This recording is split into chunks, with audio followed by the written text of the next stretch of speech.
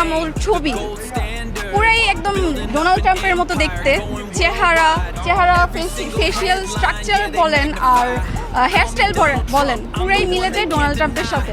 আসন্ন পবিত্র ঈদুল আজহাকে সামনে রেখে নারায়ণগঞ্জের একটি খামারে গোলাপি রঙের একটি মহিষ এখন সবার আকর্ষণের কেন্দ্রবিন্দুতে পরিণত হয়েছে। প্রায় 700 কেজি ওজনের এলবিনো মহিষটির নাম রাখা হয়েছে ডোনাল্ড ট্রাম্প। সাড়ে 3 বছর বয়সী এই মহিষের রাজকীয়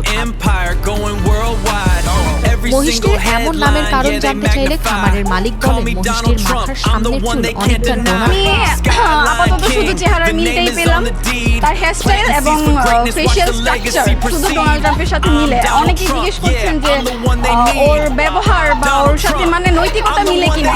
অবশ্যই না, কারণ এটা গরুটা খুবই নম্র, খুবই ভদ্র।